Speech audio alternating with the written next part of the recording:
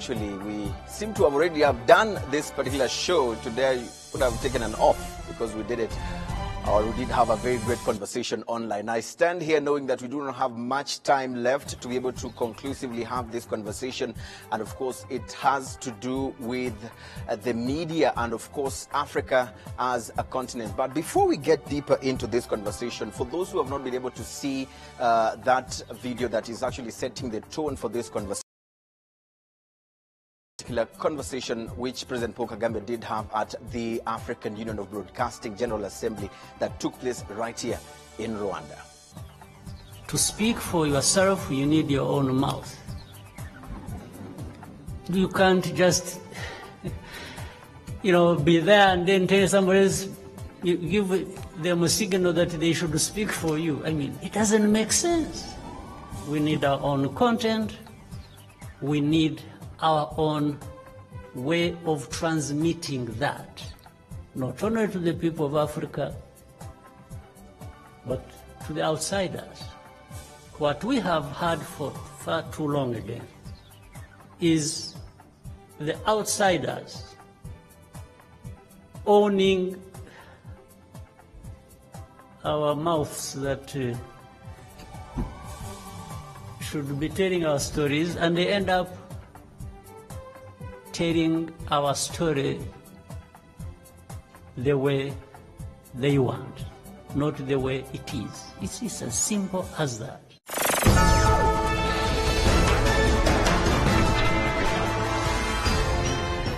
Right, that is the basis of our conversation tonight. It is an interactive show. Tweeters, use the hashtag InFocusRW. I'll be able to sample those tweets in the course of the program. My name, as always, is Eugene Anangwe. Let me introduce my panelists on the program. Is actually the second Vice President of the African Union of Broadcasting. Thank you for joining us on the program. Thank you. He's also the Director General of Rwanda Broadcasting Agency. Also with us is Natalie Rodriguez, who's a political analyst and a businesswoman. Thank you for joining us. Thanks for having me. You're from Jamaica. You'll help Yes. us get the Yes. Caribbean island perspective of this. But also I'm a Pan-Africanist. Indeed. Thank you so much. Also with us is Thierry Gatete, coming in on the program, not the first time, blogger and researcher. Thank you for joining us on the program. Thank you. And Dr. Christopher Kayumba, a communication consultant and, of course, a scholar as well. Thank you for joining us on the program. Thank you. I want us to have this conversation and definitely start off with where, we have had Gatete come out publicly, writing pieces here and there. He supports the move to have, in fact, you've even given it a name, the African News Network, ANN. Why do you think this is a viable idea that can work and help, deal with the issues that Africa has as far as the misconception about the continent are concerned? Right, so I think, first of all, that's an exciting business opportunity. Mm-hmm. So let's not look at it as something that we must do for ideological reasons. It is an exciting business opportunity. It's a business in itself, in making money for itself. But it's also a place that offers exposure to African talent, African wealth, African business. So not only will it make money for itself, but it will also make money for the entire continent. That's one way of looking at things. Because Africans, on the global marketplace, where we're supposed to trade ideas, trade thinking, trade goods and resources, everyone must come with an advertising department. Africa does not have. As a result, African resources are debased so that they are both cheaper than resources from other societies. And by resources, I mean physical, but also mental resources. Right. So we need a platform to advance Africa's wealth. A platform to advance Africa's wealth. And I'm seated next to a Director General of a platform that actually has been there. We have Radio Rwanda celebrating 55 years.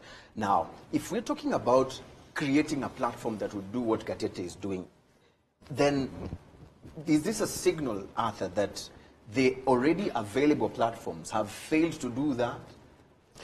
Let me first start by disagreeing with my friend Gatete. Mm-hmm. I don't think if we start looking at it from a business point of view, we're getting it wrong. Mm-hmm. Because even the established networks that we know are not really business whims. They're not doing well. Al Jazeera is financed 100% by the Qatari government. The BBC is financed $7 billion by license fee. CNN is cable. They get money from every household that watches CNN. So the business side, in terms of commercial advertising, is not viable now for such a network. However, it's important that we have, like what the president was talking about, that you have this platform that brings out the African stories. But for me, even having the platform is one thing, because it's simple. And put it on the satellite, you put it over internet. It's very simple.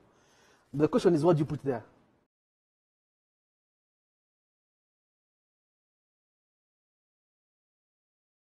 Mostly local channels in Africa, you find that almost 50% or even 60% of the content they carry is foreign content. So how are we able to even generate our own content such that from a small scale, we can even be sharing content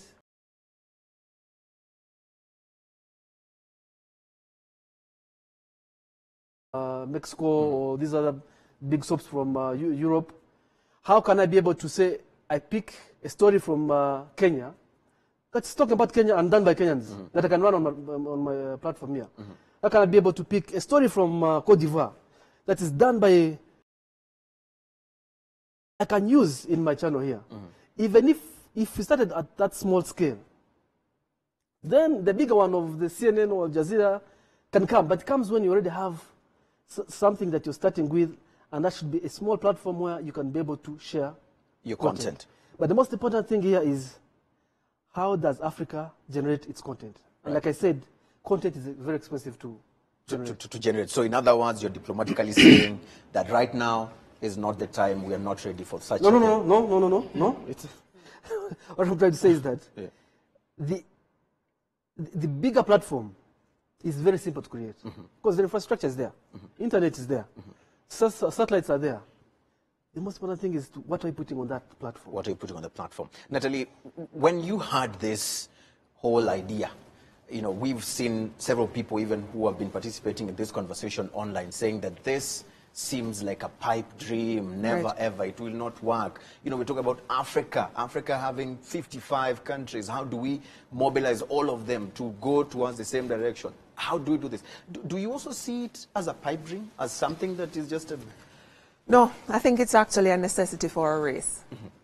The time is now. We are always delaying, waiting on the right time. It's like when a family keeps saying, oh, we need to wait to have children. When exactly is the right time? Africa is on the cusp right now where we are the fastest growing population group in the world. Now is the time. It's whether or not we set it as a priority. And the clip you showed from President Kagame is absolutely right. We cannot keep blaming the West for all our problems, because the West controls the message that goes out. The image of Africa right now is of poor people who are always fighting each other. It's not to the benefit of anyone except Africans to change that message. The only way you can change that message and actually start to grow is if you carry your own message. And yes, right now, media as practiced traditionally is not profitable. But what that leaves us to do as a people is to ensure that we find ways for it to be possible. It's not going to be the Al Jazeera or the CNN as exists now. It's going to have to take a new form. It's going to have to take a new form. It has to take a new form to be viable, but it is very, very necessary, because if we remember the role of media, one, to disseminate information. Even Africans from other countries don't know amazing things that are happening in other countries. So we need that to disseminate information among ourselves and to the outside world. Also, a part of the role of media is to help to act as a check and balance for governments and policymakers.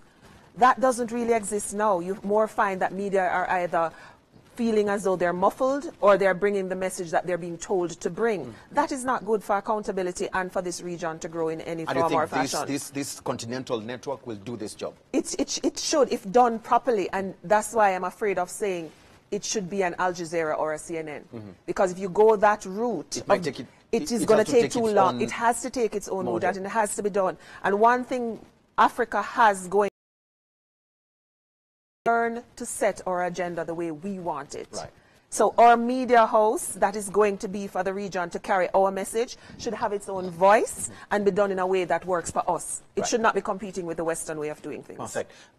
Dr. Christopher, for you, you're one of those who are sort of pessimistic about this whole idea. You feel like it can't work. I wouldn't say pessimistic first. Optimist, but I think from this discussion here, you see Arthur has a view that is, I think, more practical. Then my brothers and sisters here, they are also talking about the network now. It's urgent. Let me first remind that I have been to many conferences where this issue is discussed, both in Rwanda and outside. And of course, you can see these different issues. Let me also first remind that in 1963, a Pan-African news agency was formed, and it was even revamped in 1979. It has its seat in Dakar. Who among you has read a post? Who subscribes to this news agency?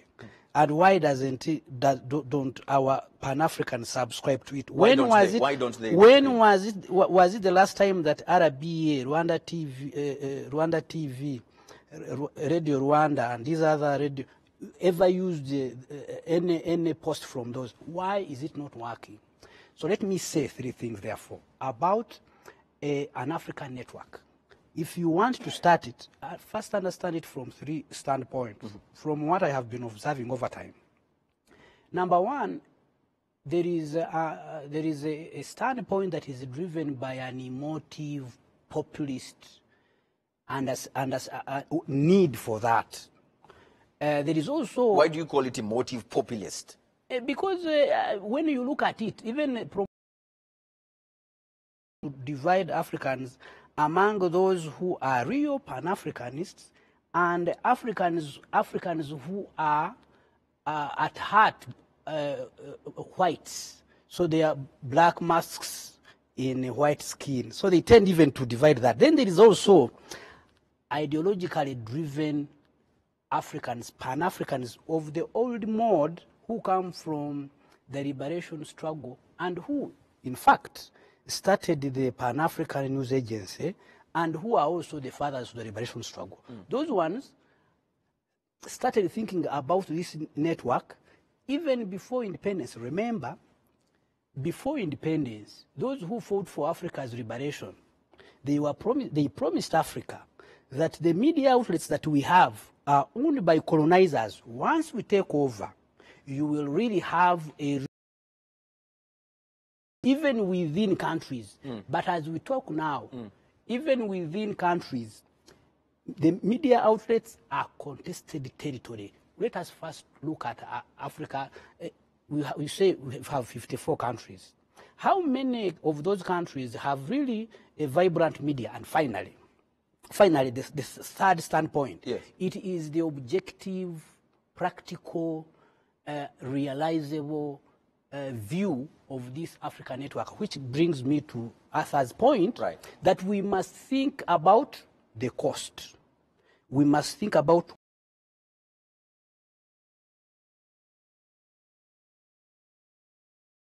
is going to manage it. Right. The 55 countries will sit at AU, and if they cannot even agree on a simple thing about a market where all of them can, how will they take? Will you have an editorial that is determined by these 53 countries, right, and they vote for about these very things? key questions right there. I saw Natalie, you wanted to jump in. Of course, he brings in very important issues. Very, very important issues, but they cannot be overridden. We can't sit back and allow our history to be written and our stories to be told by others, because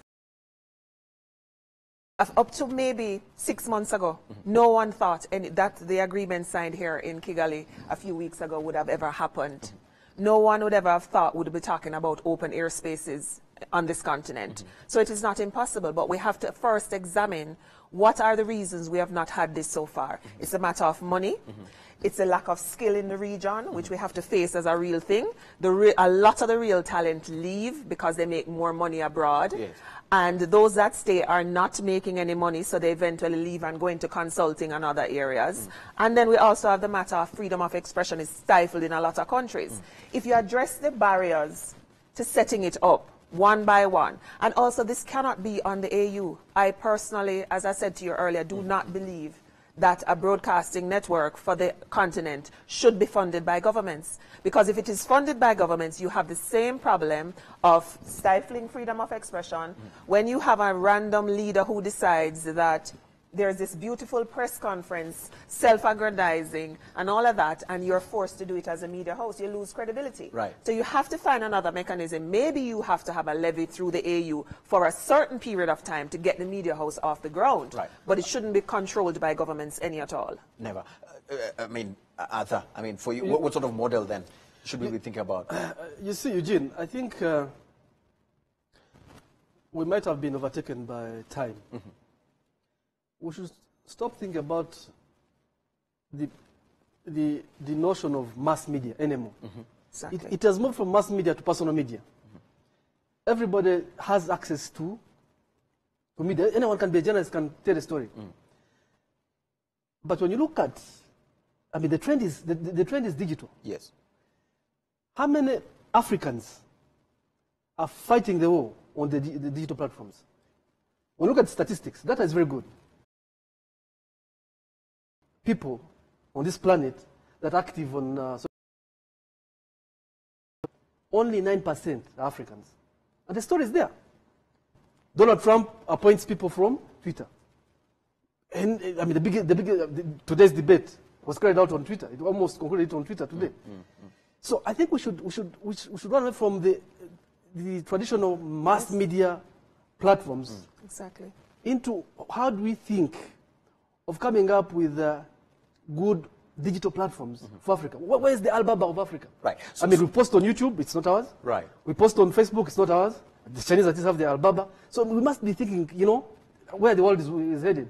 But when we keep talking about the traditional media that is fading out, then we might be missing the point. We might be missing the point. So if you, I mean, I know Let me you give you a are- few statistics. You Yes. know, Facebook, very important. A lot of debate on it. 1.6 billion people. Only 120 million in Africa. Instagram, that is taking the world. 800 million, I think, the last data I saw. Only 7 point something in Africa. This is where the story is. And if Africa does not have, or Africans cannot embrace these tools and be part of this digital infrastructure, then we definitely are not going to be able to tell a story. Right. So as we were listening to President Kagame saying that to speak for yourself, you need your own mouth. We need our own content. We also need our own way of transmitting that. So you did your own Alibaba. So I want to hear now what sort of models, what sort of plans, what sort of ways do we create that platform? What sort of platform would it even be like? You know, what model Right, will it so- look like? So a television is one, which is why it's a news network. A television is one Of the platform. of the platforms that any news network has, and the television remains to date the most credible source. I hear colleagues talking about several platforms, and these platforms are influential and strong, but the most credible source of information to date remains the television. Which format? Depends in whose view. If news is communicated by the New York Times, by the CNN, by Aljazeera, that news is going to influence decisions that are going to happen right next after that. That news is going to influence stocks. That news is going to influence some countries' wars. So in your opinion, this platform that President Paul Kagame was talking about would be television? No. What sort of platform can we use? So every one of the televisions that we know have all the platforms across the board. So a television is one item. This television also has a Twitter space, an Instagram space, a Facebook space, and so on. But there is no deliberate. There hasn't been a deliberate African project to do this. Once you do this, the numbers of peoples who are present on these platforms that we talk about and the format with which you receive the information will be supported, backed up by a source of information. Because when Africans go on Twitter, they retweet sources of information that are from outside Africa. But when you have an African source of credible information, Africans have authority and confidence in using that as the ground to discuss. But a few points I want to make. One. Very quickly, yes. All these ideas are good. All of them. I can't disagree with any of these ideas. However, these ideas, however brilliant they are being discussed on Rwanda television, which means they will reach the minimum amount of people ever. In fact, if we had a television that broadcast worldwide, these brilliant ideas that I all agree with would have a much bigger impact. One more thing, I hear people said that Africa cannot have a big television network because media is still stifled. Done a bit of research to understand where these other big countries like Qatar is a country of Sharia law and where where I can go, but that's not the purpose of this show. Yes. So but it didn't stop Al Jazeera from being one of the leading. Same thing, BBC, the same thing. So all these ideas, all these ways of collecting information are good, but these ideas need an incubator, a space. And that space is, the army have a theory of hitting the ground running. Let's start this platform. And then all these ideas will find their space in that media network. Dr. Kayumba, he says, let's start. And he says, it will by Africans to do it. Do you think we have that time, looking at all the other issues? Because someone was tweeting also saying that we have other bigger problems. This is not our priority. I mean, this is one of the, we have many other issues to deal with as Africa. We are putting the cart ahead of the horse. We have other issues to sort out as we speak. Yeah, I think as an idea, it is a brilliant idea. Let us have Africans come together and set this up, please. It is a very brilliant idea. In practice, who are the Africans are we talking about? Look at the history of the media. Who started BBC? And why has it succeeded? And by the way, BBC did not start as a public broadcaster. It started as a company, a private company. And then it ran into troubles of finance. It started in 1922 as a private company. Then in 1927, it became a public broadcaster. Why has it succeeded? Partly because it has reliable funding from the state, but also because the original Director General understood the importance and the relationship between power, those who hold power, and successful broadcasting. So at the time, getting information was very hard. So the radio, BBC gained trust among the public because it was offering them information, especially about World War II and the strike at the time. Yet that radio was also stifling the Labour Party. Look also at CNN. CNN succeeded because somebody who had money put his money in. He's talking about Qatar. But any news about Qatar on Al Jazeera, there is a deal. There is a deal between the state of Qatar and Al Jazeera. Go and report about the world. Leave issues of Qatar to Qatarians. Have you ever seen them asking, Al Jazeera asking them why they don't hold elections? So, therefore, these are three models, therefore. If we are going to succeed with this model, either we think about a public broadcaster, probably we might have a Pan-African leader who will say, for me, I am going to invest in this as somebody who believes in an African idea. Then he will start it as a person who is leading a country, put his money there like the Emir of Qatar has done it. Or we will get a rich person. For example, this man of bribing African leaders to leave power. If he had invested this money in a media outlet, I think it would work. Finally, let me also say Yes, very quickly. that the media is moving towards media convergence. We're talking about TV, then a newspaper, Twitter. Yes. Media convergence means this platform we are here on TV, but this content could also be put on a newspaper. So radio, other TV should be a TV, a radio, and a newspaper. So since we are moving towards media convergence, we shouldn't exclude TV, Right. we shouldn't exclude radio, but we should produce content for all platforms, including Twitter. That's why you need clever people, Right. young people, who can, for example, summarize a show into 3 tweets. Right. But I think also what has to happen on the continent is that the caliber of journalism has to be lifted. It has to be lifted. It has to be lifted. How? Let's Because talk about it starts training. And also, it's also setting high standards and a lot of egos being put aside. Because you have a lot of vanguards of journalism now in Africa who are okay with substandard writing and substandard production of material. And the only way you're going to be taken as credible is if you lift the standard that exists with what is being produced. Content, as you said, Arthur, is king. Content is king, but the content has to be of a high enough standard so that it can stand against exist. And also you have to deal with the matter of freedom of expression.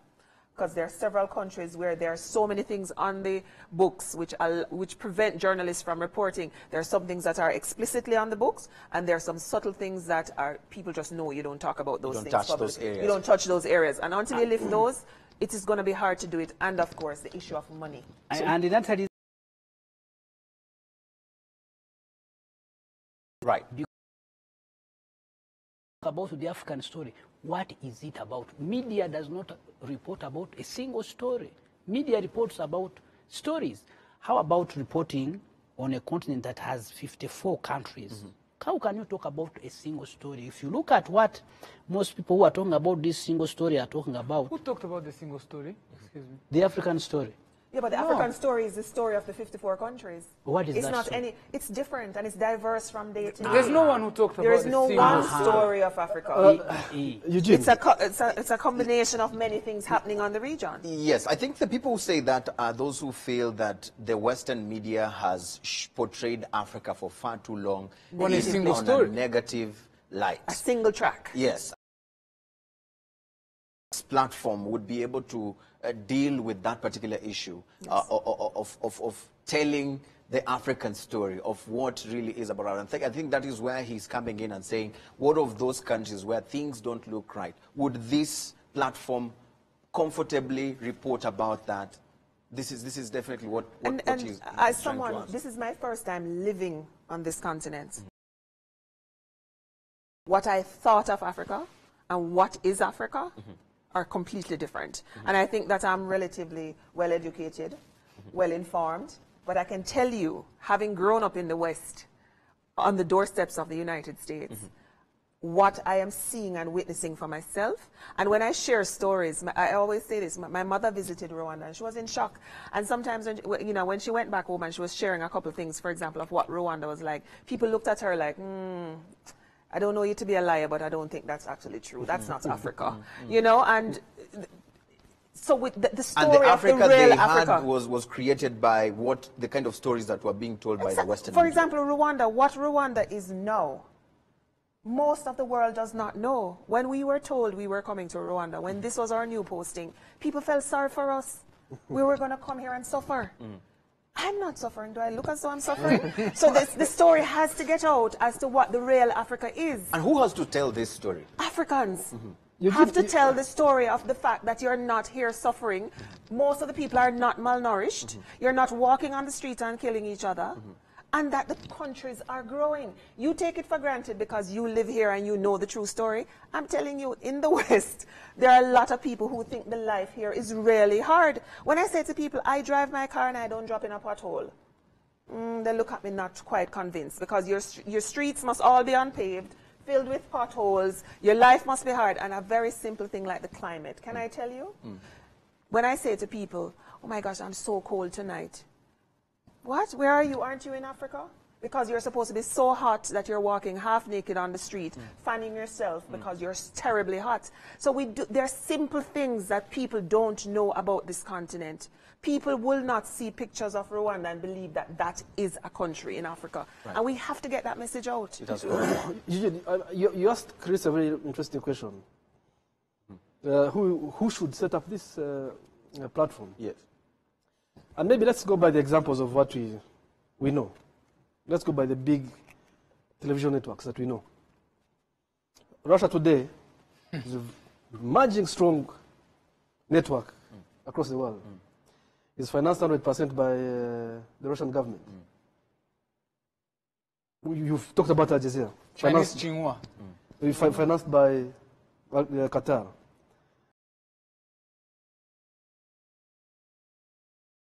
You know. So I think the responsibility for now, if you had started, lies squarely in the hands of the leadership of the continent. Because the initial capital, the initial investment into such a project is huge. In 1996, when Al Jazeera was starting, they injected in $137 million. I mean, today, that's an equivalent of almost $1 billion. So you ask yourself, which African investor, which African entrepreneur is willing to sink money into such a project and wait over a long period of time to get a return on investment?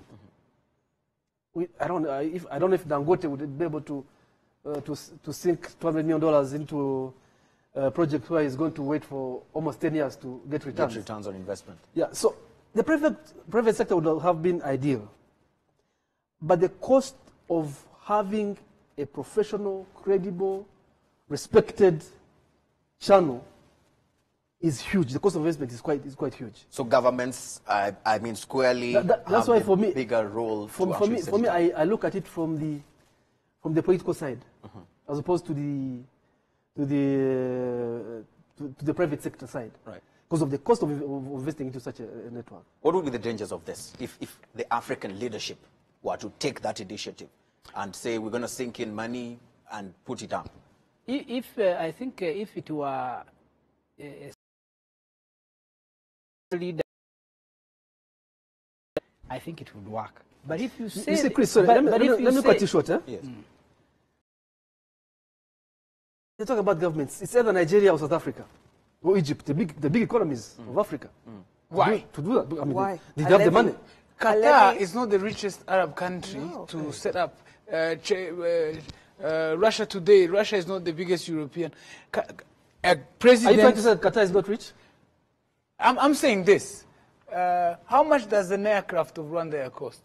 One aircraft. It's a huge loan that the government takes back. No, one aircraft of Rwanda Air. Let's get 200 million Rwandan francs. Yes. Every single government on the African continent can actually have 200 million to invest in a project whose return is beyond the actual project. And that's why I started it with a business, as a business model. When we asked President Kagame, when Rwanda was investing in Rwanda Air, why is Rwanda Air not bringing return on investment? Here's his answer. We invested in Rwanda Air for other sectors of the economies to make profit. Rwanda Air's impact cuts across the ripple effect is huge on the tourism, the hotel, on all sorts of other sectors. Yes. This media house. Yes. Many people don't invest in Africa, not because of what they saw on television, because the story of Africa, the story of Africa, but if you have a media that shows you the story of opportunity, the story of a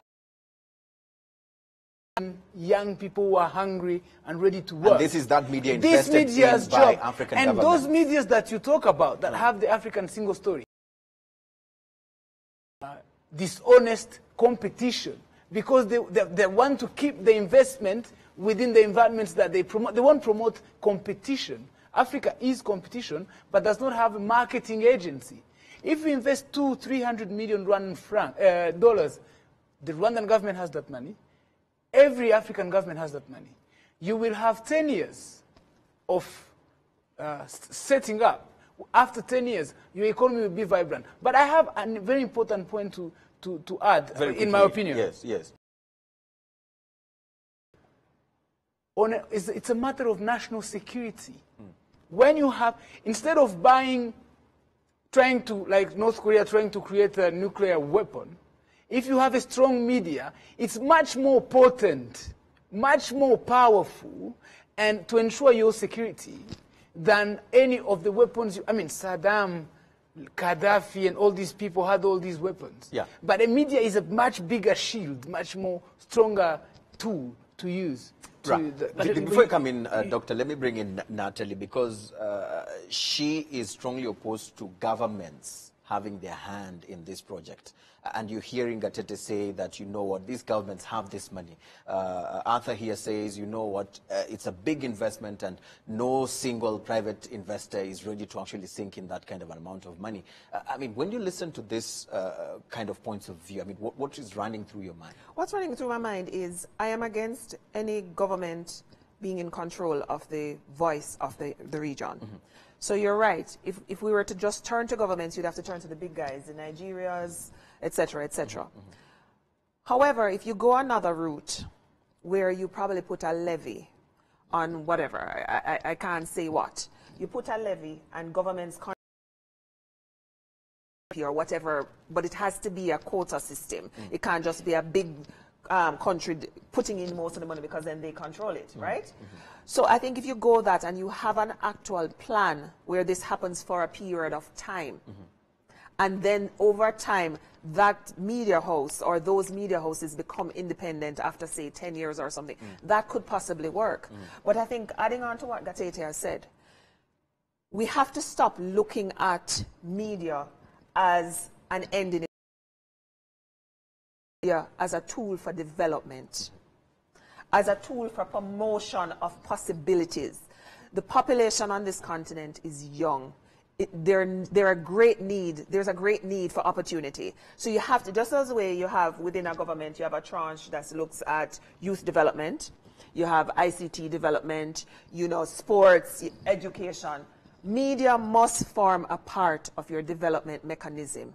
Because remember, the role of the media is check and balance for government and policymakers, as well as promoting ideas, promoting what, you know, disseminating information. Yes. And so we have to stop seeing it as just TV and news. Yes. It is a part of the whole package of developing this region and providing opportunities, because we cannot keep having the images on the television where in Africa you're at war, you're fighting against each other, people are hungry. We have to get the message out, and we can't leave it to the Western media to carry our message for us. Right. Let me say three quick things. Yeah. First, why don't you do two for now? For governments, for yes. example, for governments, yes. governments owning these African governments, I think if that were to happen and the African leaders decide that they want this, which I think is unlikely, you would have a TV station, a forum that is talking about maybe issues of irrigation and soil erosion and about these meetings and how leaders are important. Right. Because when you think about what is happening within borders of these countries, you will find that most of these governments are fighting day to day with journalists. So how do you expect people who, for example, if you are going to talk about the story in Burundi, Nkurunziza now they defined him as visionary. The media is defining. So you would have a media that is saying is visionary. In South Sudan, they are talking about the problem is about these rebels. It is not with Salva Kiir. So and I can promise you, if it ever happens, even leaders would not watch this. Secondly, the issue of money. You know, Aljazeera started with $137 million US. But the problem is not actually starting a media outlet. It is how to maintain it. How do you sustain it? You can start it now. Now, I was telling you about the Pan-African News Agency. When it was started, all African leaders were happy, they celebrated. But have you ever seen African News Agency sending stories from, and it is everywhere. It has offices in Dakar, finally. Me, I think, for the idea of Africans telling their own stories, let us start small. Let us, for example, Arthur is talking about the effect of information communication technology. Yes. Now you can start a media outlet that is powered by the internet. When it has a radio, TV, and a newspaper, you start small and you expand, like the way Netflix started. Now it is everywhere. But for you to be able to do that, you need an environment that allows that, whereby you're not controlled. If you look in most of these countries, when you start a media outlet of that nature, people will start coming, what is this person up to? Right. What story is he going to tell? Then, so the problem in some of African countries is they don't even allow these initiatives to take off unless they are supported by the leader. Right. I think it's not an issue of politics. What's the issue, Arthur? It's not about politics, like Chris wants to. It's an issue of resources. But Eugene, let's not even dream big. Let's start small. I mean, before you learn how to walk, you need to crawl. Why? You know, every time here in RBA, I get requests from Chinese CCTV. I get requests from VOA. I get requests from even Russia, asking me to carry their content. I mean, if you want stories, please, we're coming and install some equipment at your offices, your headquarters, and be able to pick stories. And the stories I'm picking from CCTV, the Chinese, are stories on the African continent. What's happening in Kenya, South Africa. Yes. So I'm saying, why don't we even start by the media outlets in Africa, be able to exchange and share content by ourselves? But what is stopping this, Arthur? Why don't I discuss with NTV or South Africa, whatever? If I want a story on whatever, I pick it from with their platform. I think what is lacking is that, and we're discussing this at the African Union of Broadcasters. We want to put a platform, on an online platform, where we deposit stories. If a story is happening in Rwanda, for example, we just put there, and any of my colleagues within that grouping, Senegal, whatever, you can go on the platform and pick it and use it free of charge. If I want to sell it, I can sell it. So the only problem has been we have not been organized. Once we get more organized, and there's been also unnecessary competition. And the tools, what competition? The tools are there. Like every media house wants to run on its own. What would be stopping Media House X from sharing content with the other one? If I get free content from a neighboring country, which I don't have to pay, that's good for me. So I think the problem has been we have not been organized. If you put this platform there and we're able to pick stories, then we're starting. Then you can dream of Aljazeera we're talking about. All Africa. Stories from 130 African nation media outlets on this platform. But what I think is happening is partly what you're saying. You're not organized because there's competition among people. Whose stories get highlighted more than whose, and the jealousies among nations and all of that. And also, there is also the question, Arthur, of why take stories that are of a substandard level, that's in the pool right now, versus going with the old boys of Reuters, etc., where the stories are well written already. So again, it comes back to the matter of standard of the journalism. So that's part of it. There are two points to this as well. For example, Russian TV, I just want to comment to his point. Okay, very briefly, not 3 points. The Russian TV is not giving Arthur and others its content because it loves Arthur. It has an ideological interest. So we Africans don't have even one, the Chinese, even the Chinese news agency, of course, they want people on our continent. That ideological formation around the news and its influence on the world has not materialized. Finally, the issue of politics is extremely critical because it is through storytelling that you can get or lose power. So that is why I think unless we objectively discuss the question of politics and how it influences the story, we can never have a successful Pan-African media outlets, because if you have it in country comfortable X with what you just and you said. talk about their politics, they will run you out. They will throw you out. If they have been at some extent throwing out big guys from BBC, how about from a small country like Rwanda? If, for example, you are in my country, I will not name a country. If I have a country X and you talk about my politics, and me, I believe the media outlet exists to praise my name, what do you think I will do to you, Kateri? Let me ask. I Let me, will throw let me you ask. out Let me, unless you praise my name. So unless we've solved the question of politics, No, the issue of having Chris, a successful media outlet, forget. you're overrating independence as if I'm not talking about independence. You're The speaking relationship about- between politics and media outlets. you're speaking about. Actually, the channel that you're speaking about has not seen the day. Even wherever this is an ideal channel that we don't know, because the channels that we know now. I know at least a president who comes from a place where they have strong media and he fights with journalists for sports. I also know that most of these channels, all these channels as Arthur has enumerated them, are all funded by their own government. You are looking at the media from the School of Journalism, but what they taught you in the School of Journalism is a lie. The truth of the matter, a media is a tool of geopolitics for your own interest. The media you have in your head does not exist. The media is actually, you set up, you invest money in the media. I have I don't- edited so- newspaper. so let's talk I about- have, let me- I have edited newspaper. 2000 and I'm told we Can only you have speak? 10 minutes. Let's go Actually, back. 5. I started the media outlet called the Chronicles. I am not talking from the School of Journalism. I'm talking from practice. Plus, Yeah, but we're I, not have talking also, about- I have also studied the history of media on the continent. Why? But Chris brings, just hold your thought, Chris. I mean, Chris, we're not talking about Arthur also as a you as a channel response that's going to him. carry. We're talking about a channel that's going to carry stories from 54 or 55 African countries. I mean, even if it's based in Mogadishu. Burundi. Eh? Burundi. It's not a channel that's going to be talking about Mogadishu. Suppose you are located in Bujumbura. Yes. What story would you carry and they let you live there? 53 countries. Is that not good enough 53 information? more than what's happening now. Qatar carries stories for 193 countries.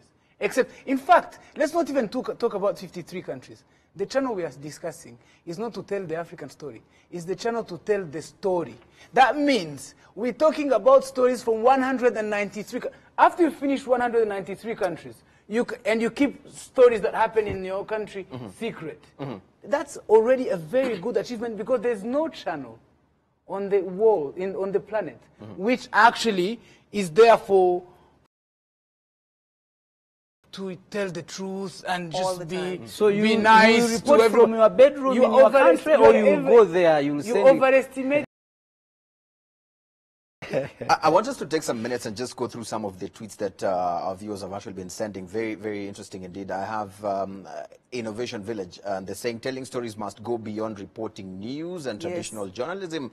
Culture is US's second largest export, and which is created by Hollywood and made accessible by Silicon Valley. They say that's a culture. That we keep on just thinking that news is the only thing to go. Again, we have Mwene Kalinda who says, Natalie is saying in a better way what I've been trying to say. Africans must recount their own story, otherwise we shouldn't be surprised when our story is twisted to a false unidimensionality,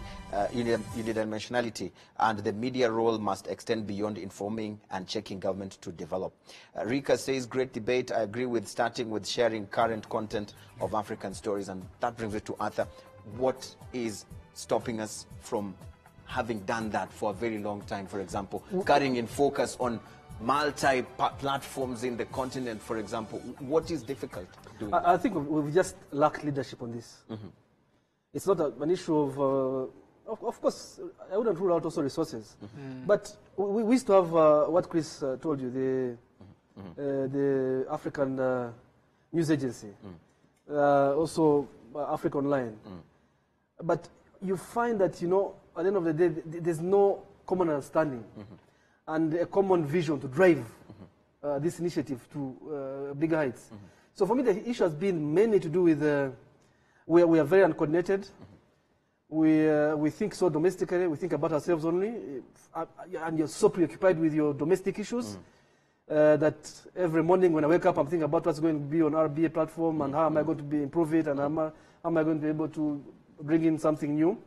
I don't have the time to think regionally. I don't have time to interact with other people. So I think it's high time that we came up with a way of how we discuss these things, and that's why I'm happy to be part of.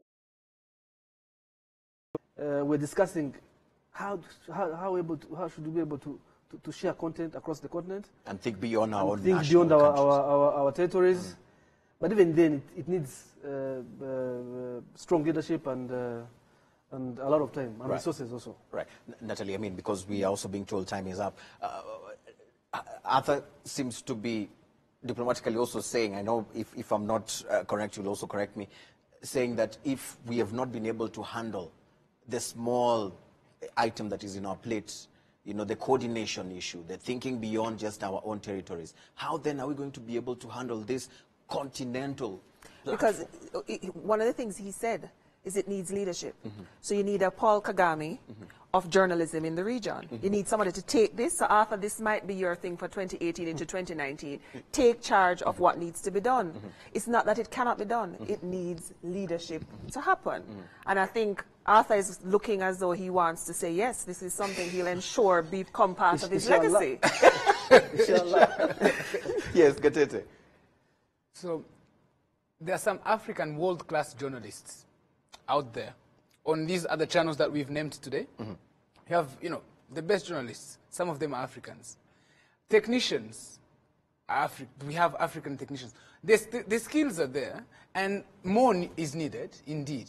But Gatete, you say these skills are there, but already Natalie and others out there think that even with the current media that we have, they still lack in the professionalism. We need money, Eugene. We need money.